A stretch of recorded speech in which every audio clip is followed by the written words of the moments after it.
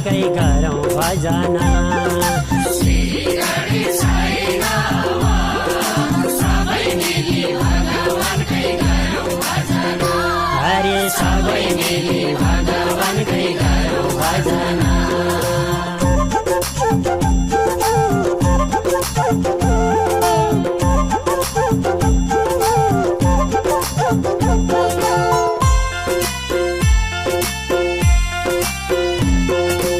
एकदन्त दयावन्त चार भुजाधारी, एकदन्त दयावन्त चार भुजाधारी, शिरमाथि तिलक राखी मुसाको सवारी, शिरमाथि तिलक राखी मुसाको सवारी।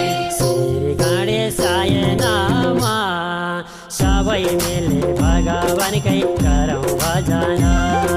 श्री गणेशाय नमः सबै मिली भगवानकै गरौँ भजन। हरि सबै मिली भगवानकै गरौँ भजन।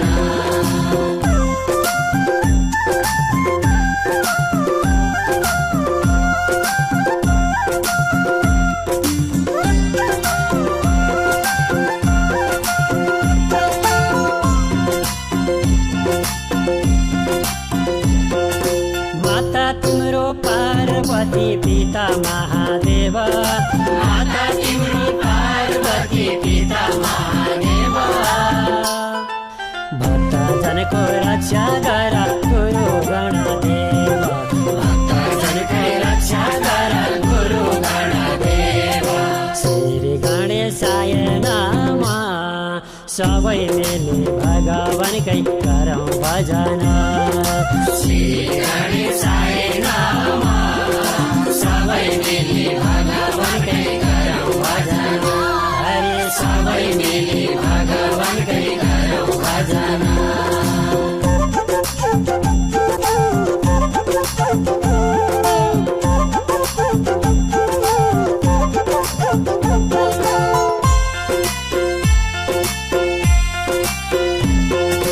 पान चढौँ फुल चढौँ चढौँ अन्य मेवा, पान चढौँ फुल चढौँ चढौँ अन्य मेवा, लड्डु पेडा भोग लगाई हामी गर्छौँ सेवा, लड्डु पेडा भोग लगाई हामी गर्छौँ सेवा।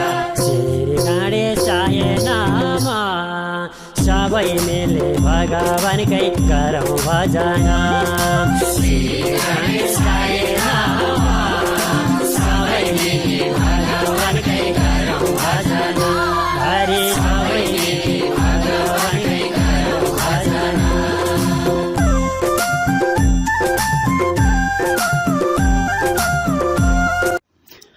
हरि ओम तत्सत्। ओम नमो भगवते वासुदेवाय। लक्ष्मीनाथ समारम्भं नाथयामुनमध्यमाम् अस्मदाचार्यपर्यन्तं वन्दे गुरुपरम्पराम्। यो नित्यमच्युतपदाम्बुजयुग्मरुग्म व्यामोहतस्तदितराणि तृणाय मेने अस्मद्गुरोर्भगवतस्य दयैकसिन्धोः रामानुजस्य चरणौ शरणं प्रपद्ये। नीलाम्बुजश्यामलकोमलाङ्गं सीतासमारोपितवामभागं पाणौ महासायकचारुचापं नमामि रामं रघुवंशनाथं। लोकाभिरामं रणरङ्गधीरं राजीवनेत्रं रघुवंशनाथं कारुण्यरूपं करुणाकरं तं श्रीरामचन्द्रं शरणं प्रपद्ये। गजाननं भूतगणादिसेवितं कपित्थजम्बोफलचारुभक्षणम् उमासुतं शोकविनाशकारकं नमामि विघ्नेश्वरपादपङ्कजम्। गुरुर्ब्रह्मा गुरुर्विष्णुः गुरुर्देवो महेश्वरः गुरुः साक्षात् परं ब्रह्म तस्मै श्री गुरवे नमः। ब्रह्मा मुरारी त्रिपुरान्तकारी भानु शशि भूमि सुतो बुधश्च गुरुश्च शुक्रः शनि राहु केतवः सर्वे ग्रहाः शान्तिकरा भवन्तु। नारायणं नमस्कृत्य नरं चैव नरोत्तमं देवीं सरस्वतीं व्यासं ततो जयमुदीरय। भक्ति भक्त भगवंत गुरु चतुर नाम बबुएक इनके पद बंधन किए नाशत विघ्न अनेक। त्वमेव माता च पिता त्वमेव बन्धुश्च सखा त्वमेव विद्या द्रविणं त्वमेव सर्वं मम देव त्वमेव सर्वं मम देव।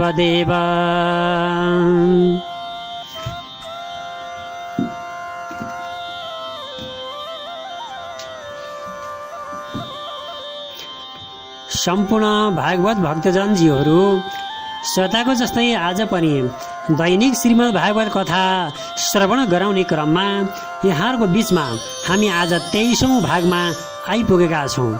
त्यसैले जन्म जन्मान्तरको पुण्यको उदयले मात्रै भगवानको यस्ता कथाहरू श्रवण गर्न पाइन्छ। त्यसै कारणले गर्दा जसले हामीलाई युट्युब च्यानल मार्फत हेरेर साथ दिनुभएको छ यहाँहरू सबैप्रति हामी कोटि कोटि नमन गर्न चाहन्छौँ। आफ्नै घरमा बसी बसी भगवानका यी गुणानुवादहरू श्रवण गराउने हामीले यहाँलाई जुन कोसिस गरिरहेका छौँ त्यसै कारणले गर्दा हामीलाई छोडेर यो कथा हामीलाई वाचन गरुन्जेल अन्त कतै नजानु होला। यस युट्युब च्यानलमा अपलोड गरिएका कथाहरू श्रवण गर्दै गर्नुहोला। यदि सब्सक्राइब गर्नुभएको छैन भने सब्सक्राइब पनि गर्नुहोला।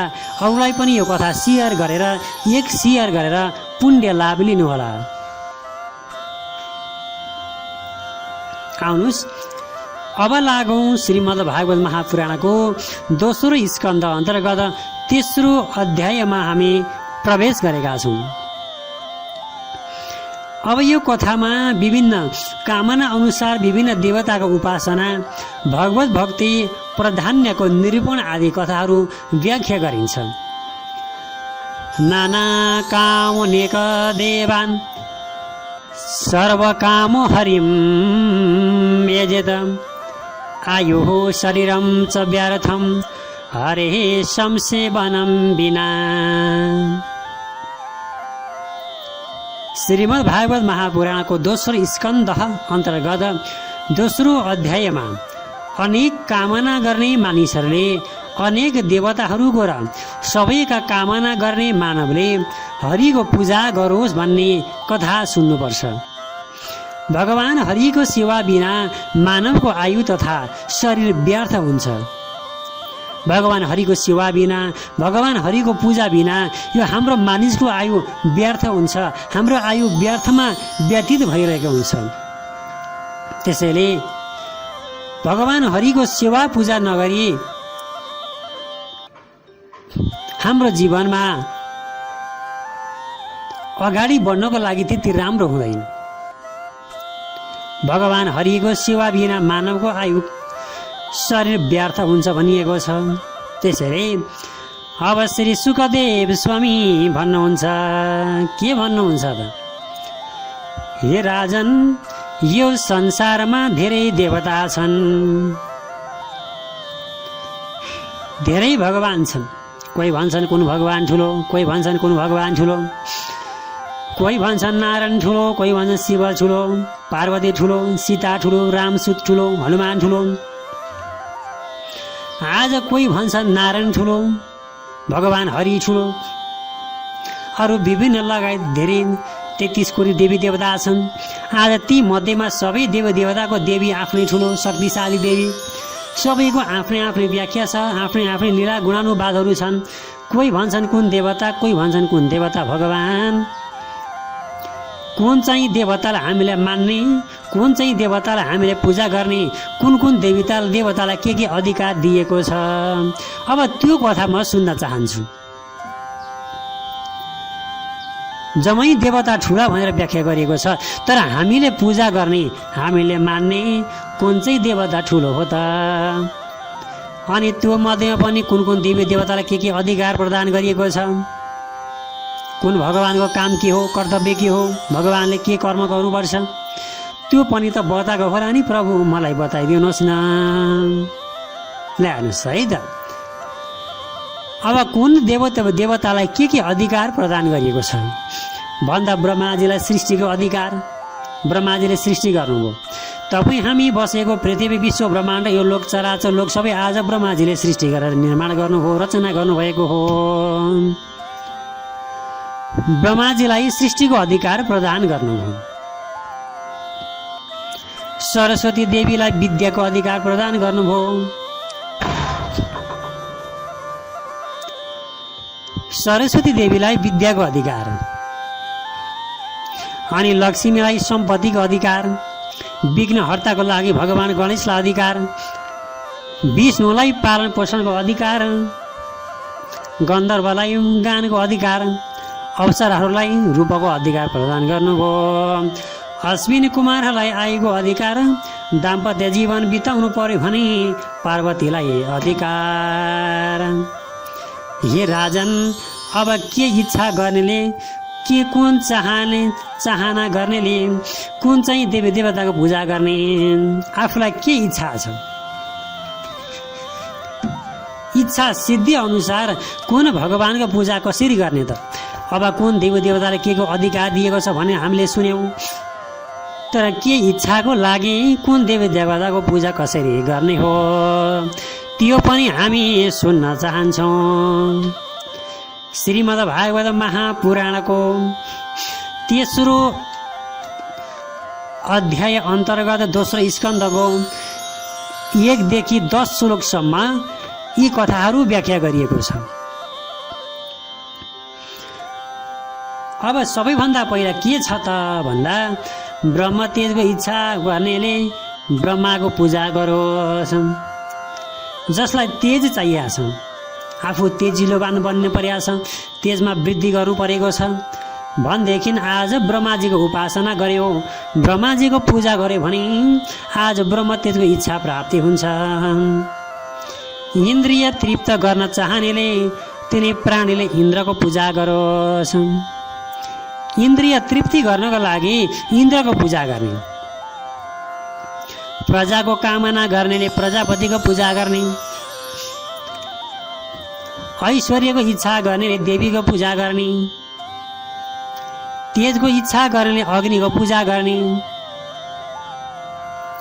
तेजिलोबान बन्नको लागि अग्नि देवताको पूजा गर्ने, द्रव्य चाहनाले वसुको पूजा गर्ने, पराक्रम चाहने रुद्रको पूजा गर्ने, अन्नको कामना गर्नेले अदितिको पूजा गर्ने, स्वर्गका कामना गर्नेले आदित्यको पूजा गर्ने, राज्यको कामना गर्नेले विश्वदेवको पूजा गर्ने, साधना गर्नेले साध्यको पूजा गर्ने, आयुको कामना गर्नेले अश्विन कुमारको पूजा गर्ने, पुष्टि चाहनाले पृथ्वीको पूजा गर्ने।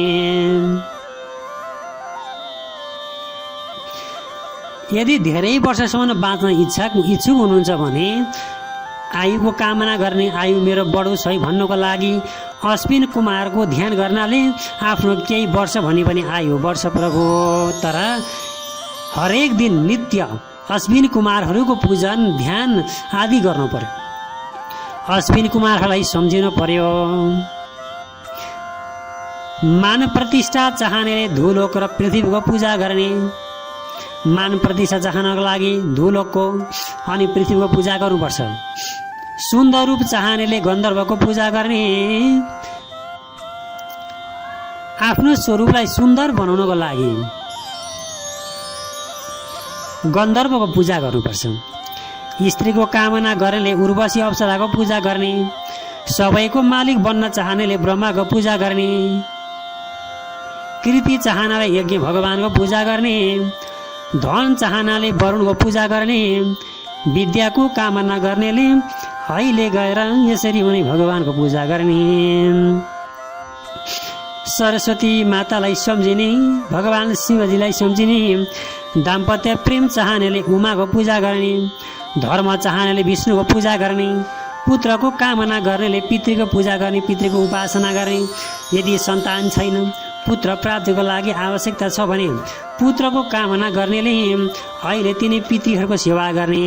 पितृहरूको सेवा गर्यो भने सन्तान प्राप्ति हुन्छ। यदि यहाँहरूको सन्तान भएको छैन, कहीँ जाँदा पनि सन्तान भएन, कुनै पनि उपाय लगाउँदा पनि सन्तान भएन भने, यदि पितृहरू रिसाए भने सन्तान प्राप्ति नहुन सक्छ, पुत्र प्राप्ति नहुन सक्छ। अथवा सन्तानै भए पनि भगवान ती कुलाङ्गार हुन सक्छन्, अथवा नराम्रो बानी व्यवहारमा लाग्न सक्छन्, कुकृति व्यवहारहरू गर्न सक्छन्। आफ्ना सन्तानले ती फटाइ कर्महरू गर्न सक्छन्। यो के कारणले गर्दा यस्तो हुन्छ भन्दा, यदि पितृ रिसाए, पितृलाई खुसी प्रसन्न पार्न सकिन भने त्यसको दोष सन्तान आफ्नो परिवारमा असर पर्छ, सन्तानमा असर पर्छ।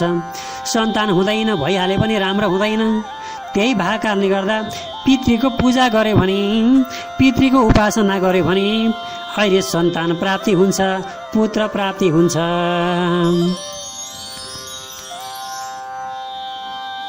त्यसैले पितृको सेवा, त्यही भएर पितृको सेवा उपासना गर्नुपर्छ भनिएको छ। अब त्यसै गरी कुनै कामना नगर्ने अथवा सबै कामना गर्नेले परम पुरुष भगवान विष्णुको पूजा गरोस्। कुनै पनि कामना, सबै कामना प्राप्ति गर्नको लागि अथवा निस्वार्थ भावनाले पूजा गर्नको लागि भगवान विष्णुको पूजा गर्ने। यसै कारणले गर्दा विष्णु भगवानको ध्यान गर्नु, पूजा गर्नुपर्छ। हामी मानव हौँ, हामीमा पशुमा भन्दा धेरै सोच्न सक्ने क्षमता हुन्छ। त्यही भएर मानव भएर जन्मेको हो नि त। मानव भनेको सर्वोत्कृष्ट प्राणी हो, किनकि सोच्ने शक्तिको क्षमताको वृद्धि हुन्छ मानवमा। अरू पशु पक्षी चराचुरुङमा त्यति हुँदैन। त्यही भएर मानव भएर जन्मेको बेलामा, अहिले मानव भएर जन्मेको बेलामा आफू जन्मिनुको कारण के हो, तात्पर्य के हो, महत्त्व के छ त्यो बुझ्नु, अनि बेलैमा भगवानको चिन्तन गर्नु, सत्सङ्गमा लाग्नु भनेको कारण त्यही हो। बेलैमा भगवानप्रति चिन्तन लगाउनु, जगाउनु भनेको कारण नै त्यही हो, किनकि हामी त मानव हौ नि त।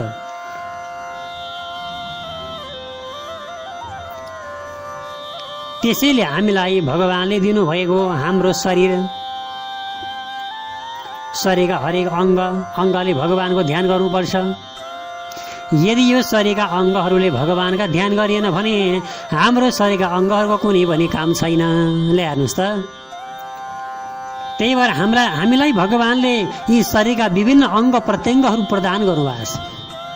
तर आज यदि सुन्दर शरीर पाएर पनि, यदि सुन्दर भगवानले प्रदान गर्नुभएको अङ्ग प्राप्त गरेर पनि यदि अङ्गद्वारा आज भगवानको शरीरका अङ्गहरूद्वारा भगवानको ध्यान, सेवा, पूजा, आराधना गरेन भने यो शरीरका अङ्गको कुनै पनि काम छैन।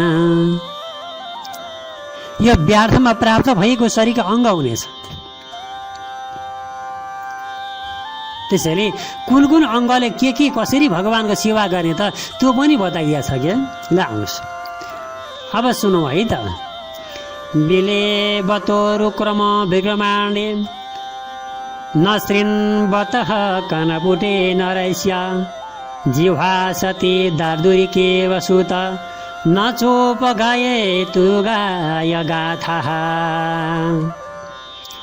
बारह परम पट्टकिरीट जुष्ट मप्युत माङ्गम न नमेन् मुकुन्दम सावौ करौनो कुरुत सपर्यम हरेर लसत काञ्चन कङ्कणौ वा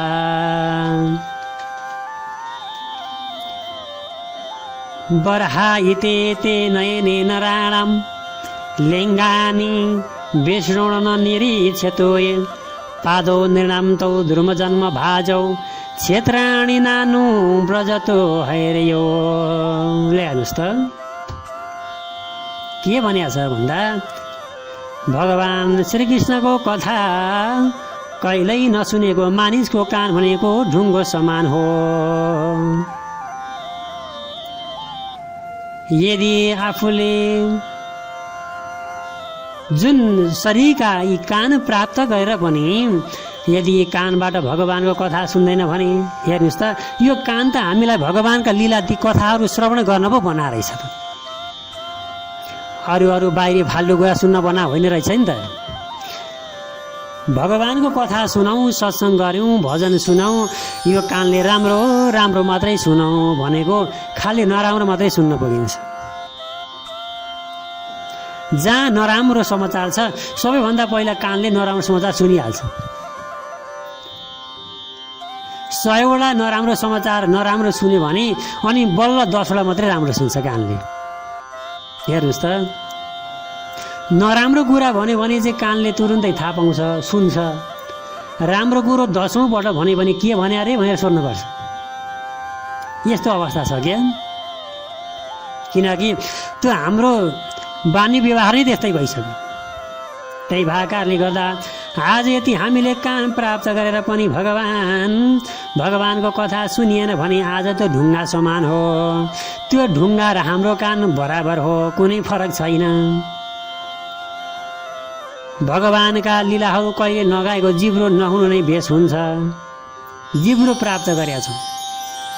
यो जिब्रोबाट भगवानको, कानले भगवानको कथा सुन्ने, जिब्रोबाट भगवानको कथाहरू आफैले भजन सत्सङ्ग गर्ने, आफैले कथा भन्न कोसिस गर्ने, भगवानको नाम गुणानुवाद आफैले जप्ने, राम कृष्ण नारायण हरि शिव यी विभिन्न किसिमका भगवानका नामहरू आफैले जप्न सकिन्छ। भगवानका ती पुण्यमय मन्त्रहरू जप गर्न सकिन्छ, भजन सत्सङ्ग गर्न सकिन्छ।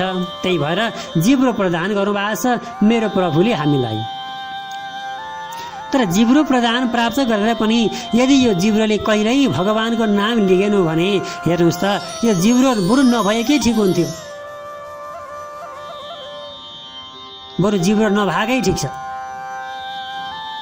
तर जिब्रो प्राप्त गरेर भगवानको नाम जप्नुको सट्टा अब बाहिरी कुराहरू, अरूको कुरा काट्ने, नराम्रो बोल्ने, नमिठो बोल्ने, सधैँ अरूको गुनासो मात्रै गरेर हाम्रो जीवन जान्छ क्या।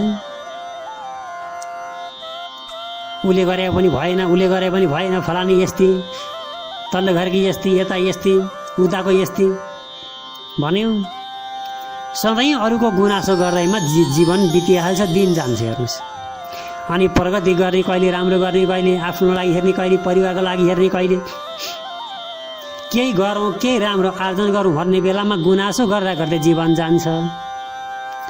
भने जिब्रो त भगवानको नाम जप्नुको बनायो त, गुनासो गर्नु बनायो र अरूको। त्यही भएर जिब्रो प्राप्त गरेर पनि यदि भगवानको नाम जप्दैन भने भगवान जिब्रोको कुनै अर्थ छैन। हेर्नुहोस् त कति मिठो छ कथा। अब त्यति मात्रै होइन, भगवान कृष्णको चरणमा कहिले नझुकेको शिर, रेशमी लुगाले सुसज्जित र मुकुटले युक्त भएर पनि यो भारी मात्र हो। यो शिर त केवल शरीरलाई भारी मात्रै हो। यदि शिर प्राप्त गरेर भगवानको कृष्णको चरणमा यदि हाम्रो भगवानको मन्दिरमा गएर भगवानको चरणमा शिर झुक्दैन भने यो शिरको कुनै अर्थ छैन। हामी जहाँ जान्छौँ भगवानको मन्दिर देख्यौँ भने, भगवानको धाम देख्यौँ भने, जहाँ आस्था छ, जहाँ श्रद्धा छ, जहाँ विश्वास छ, जहाँ भगवान हुनुहुन्छ, मन्दिर छन् भने त्यहाँ गएर हामीले शिर झुकेर भगवानलाई नमन गर्नुपर्छ।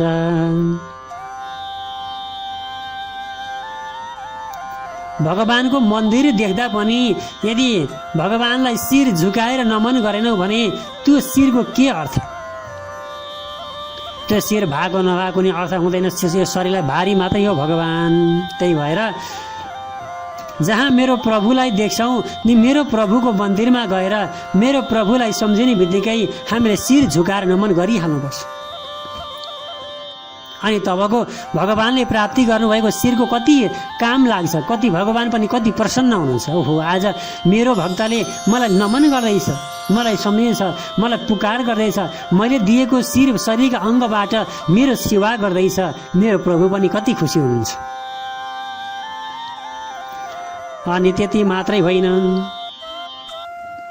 आज त्यो शिरमा मुकुट लगाएर हिँडे पनि के अर्थ भयो हेर्नुहोस् त। सुनले मरिएको मुकुट लगाएर हिँडे पनि के अर्थ भयो र। भगवानको सेवा पूजा नगरेको हात सुनको चुराले सजिएको भए तापनि त्यो मुर्दाको हात समान हो।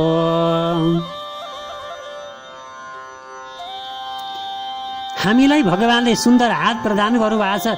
यो हातले यदि भगवानको सेवा गर्दैनौँ भने यो हात त केवल सुनको चुराले, पुरै हातैभरि सुनको चुरा लगाएर हिँडे पनि, हातमा हजारौँ लाखौँ करोडौँका बिटा पैसा लिएर हिँडे पनि मेरो भगवानको सेवा गर्दैन भने यो हात भने के हात हो र, मुर्दाको हात समान हो। यो हात त भगवानको पूजा गर्न, भगवानको सेवा गर्न, अरूलाई सेवा गर्ने, सत्कार गर्ने, त्यसको लागि बनाएको हात। यो हात काम गर्न बनाएको हात, हातमा काम मुखमा काम कहिले नभुलौँ भन्ने भजन पनि सुन्छौँ नि हामी। भुल्न हुँदैन, हातमा काम मुखमा राम, भुल्न हुँदैन। त्यही भएर यो हात काम गर्न, सेवा गर्न, भगवानको पूजा गर्न बनाएको। भगवानको सम्झना गराउने मूर्ति, तीर्थ, नदी आदि दर्शन नगरेका आँखा मजुरको प्वाखमा बनेको आँखाको चिन्ह जस्तै निरर्थक हुन्छन्। यो आँखाको के काम हे प्रभु? जुन आँखाले भगवानको तीर्थहरूको दर्शन गर्दैन, मूर्तिको, विग्रहको, तीर्थको, नदीको आदि भगवानका स्वरूपहरूको दर्शन गर्दैन भने यो आँखा के आँखा मेरो प्रभु? यो आँखाको कुनै काम छैन। बरु आँखा नभएकै बेस हुन्छ, कुनै अस्तित्व छैन आँखाको। किनकि मेरो प्रभुले मेरो प्रभुकै दर्शनको लागि आँखा प्रदान गर्नुभएको छ नि प्रभु।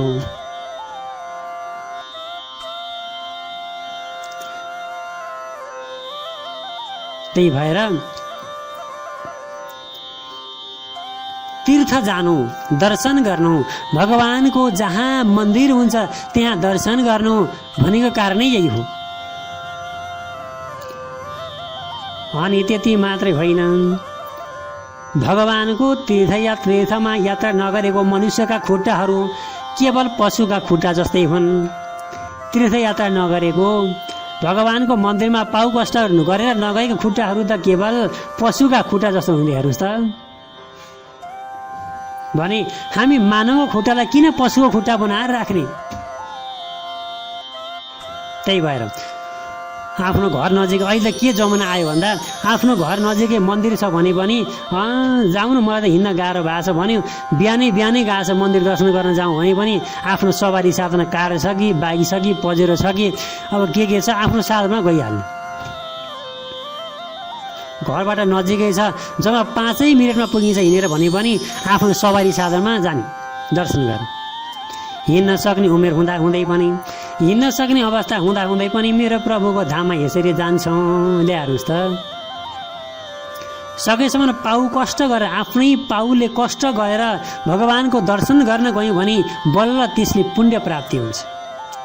नसक्दा ठिकै छ, नसक्दा त त्यस्तै जान पाइयो, तर सकेको खण्डमा आफैले दुःख गरेर जानुपर्छ। अनि वो दर्शन गरेको पुण्य मिल्छ, पाउ कष्ट तीर्थयात्रा गरेको राम्रो हुन्छ। हेर्नुहोस् त, हाम्रा साधु सज्जनहरू पहिला ऋषिमुनिहरू कति दिन महिनौँ लगाएर भगवानको तीर्थयात्रा जान्थे। महिनौँ लाग्थ्यो, वर्षौँ लाग्थ्यो कतिलाई मेरो प्रभुलाई भेट्नलाई। कति दुःख कष्ट गरेर खाइ नखाई, कति जङ्गलमा सुतेर, कति बाटै भोक प्यासले तडपिँदै वर्षौँ लगाएर मेरो प्रभुको दर्शन गर्न जान्थे। अनि वो भगवान प्राप्ति हुन्थे। अब अहिले हाल हामी नजिकै भगवानको मन्दिर छ, नजिकै भगवान हुनुहुन्छ भने पनि जानको लागि त अल्छी गर्छौँ प्रभु, अनि कहाँबाट पुण्य मिल्छ? त्यसैले सकेसम्म आफ्नो पाउ कष्ट गरेर आफ्नो पाउले हिँडेर भगवानको मन्दिरमा गएर दर्शन गर्दा यहाँको लागि राम्रो हुन्छ। अब बिहानै मन्दिर हिँडेर जाँदा राम्रो पनि भयो, शरीरलाई स्वस्थ पनि भयो, मर्निङ वाक पनि भयो। कति राम्रो हुन्छ। अब त्यति मात्रै होइन, अहिले उमेर छँदा हो हिँड्ने डुल्ने। उमेर छँदा दिनमा जतिपल्ट मन्दिर हिँडेर गए पनि हुन्छ। भगवत प्रेमी सन्तहरूको चरणको धुलो कहिल्यै शिरमा नचढाएको मानिस जिउँदो लास समान हो। भगवत प्रेमी सन्तहरूको चरणको धुलो यदि शिरमा चढाएको छैन भने त्यो मानिस जिउँदो लास समान हो। त्यसैले साधु सज्जन सन्त जनको सन्त महात्माको दर्शन गर्नुपर्छ, सन्त महात्माबाट आशीर्वाद लिनुपर्छ। त्यसै गरी भगवानको चरणमा चढाएको तुलसीको सुगन्ध नलिएको मानिस सास फेर्दै रहे पनि त्यो जिउँदो लास समान हो। भगवानको चरणमा चढाएको तुलसीको सुगन्ध लिएको छैन भने त्यो मानिसको पनि कुनै अर्थ छैन। भगवानको नाम संकीर्तन हुँदा, भगवानको नाम लिँदा, भगवानको सत्सङ्ग गर्दा, भगवानको भजन गर्दा यदि उसको मन पग्लेर आउँदैन, हृदय पग्लिँदैन, आँखामा आँसु आउँदैन भने त्यो मनुष्यले कहीँ गरे पनि पुण्य प्राप्ति गर्न सक्दैन। भगवानको कथा सुन्दा त आँसु आउनुपर्छ भगवानको नाममा। अरे मेरो प्रभुको लीला कस्तो छ, आँखाबाट आँसु आउनुपर्छ, हृदय पग्लिन पर्छ, मनमा आनन्द अनुभव हुनुपर्छ। कथा सुन्दा सुन्दै यस्तो आनन्द होस् कि जुन आनन्द जीवनमा कहिल्यै प्राप्त नभएको होस्। अनि तब मात्रै हामीलाई भगवानको दर्शन प्राप्ति हुन्छ। मेरो प्रभुको नाममा पागल बन्ने, मेरो प्रभुको नाममा आँखाभरि आँसु बनाउने, यसरी कथा सुन्ने। प्रभुको यसरी कथा सुन्दा पनि यदि हृदय पग्लिँदैन भने त्यो मनुष्यले कहीँ गएर पनि पुण्य प्राप्ति गर्न सक्दैन भनेर बताएको छ। त्यसैले भगवानका भजन कीर्तन वा मनन गरेको बेलामा शरीरका हरेक अङ्गहरू हाम्रा रसाउनुपर्छ।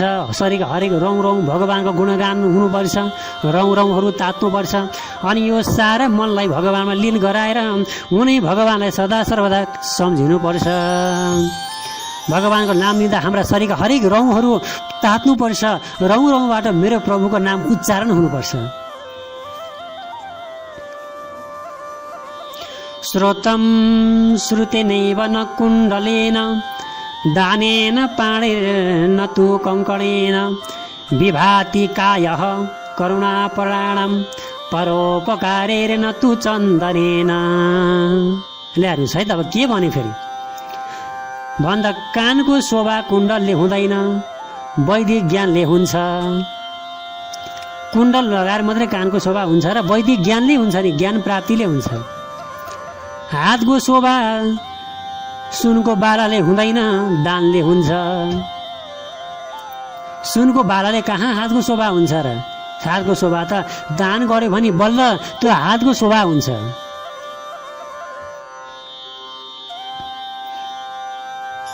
सज्जन व्यक्तिका शरीर चन्दनले होइन, अरूको हित गर्नाले शोभा प्राप्ति हुन्छ। शरीरमा चन्दन घसेर हिँडिया छ त अरूको सेवा गर्दैन भने त्यो चन्दन घसेको के काम हो? त्यसैले चन्दनले होइन मानिसको शोभा, सज्जन व्यक्तिको शोभा, महात्माको शोभा अरूको हित गर्नाले परोपकाराय पापाय परपीडनम, अरूको उपकार गर्नाले, परोपकार गर्नाले आज हामीलाई यस्तो शोभा प्राप्ति हुन्छ। त्यसै कारणले गर्दा अन्ततोगत्वा अन्तिममा भनेको सबै छोडेर गएर भगवान नारायणको ध्यान गर्नु हो। अकाम सर्वकामो वा मोक्ष काम उदार देहे, एक मात्र कामना सिद्ध गर्नको लागि उनै भगवान नारायणको ध्यान गर्नुपर्छ। यसरी राजा परीक्षितलाई श्री सुखदेव स्वामीले गङ्गा टेडको सान्निध्यमा यिनै भागवत धर्मको बारेमा विस्तार गर्दै हुनुहुन्छ भन्ने सम्मको कथा आजलाई यसै अध्यायबाट विस्तार गरियो। आजको 23औं भागको कथा यहाँलाई यहीँसम्म वर्णन गरेर श्रवण गराएँ। अब आजको भन्दा पनि अत्यन्त मिठास 24औं भागको कथा बाँकी छ। 24औं भागमा गएर राजाको सृष्टि विषयको प्रश्न सुखदेवबाट कथा सुरु। सुखदेवजीबाट राजा परीक्षितलाई कथा बताउनु भएको प्रसङ्ग अब दोस्रो स्कन्धको चौथो अध्यायमा गएर हामी भोलिको कथामा श्रवण गर्नेछौँ। हरि ओम तत्सद। ओम नमो भगवते वासुदेवाय। जय जय श्री राधे।